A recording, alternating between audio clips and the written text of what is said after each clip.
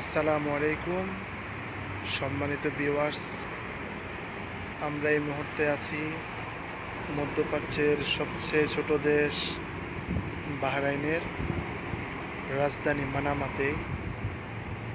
তো ভিউয়ার্স, আপনারা দেখতে পাচ্ছেন আমরা এখন আছি মানামার হাইওয়ে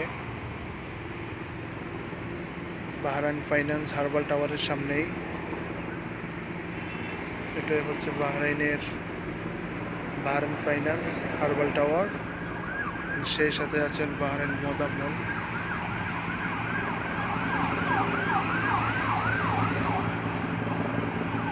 পাশেই হচ্ছে রিজেন্সি হোটেল।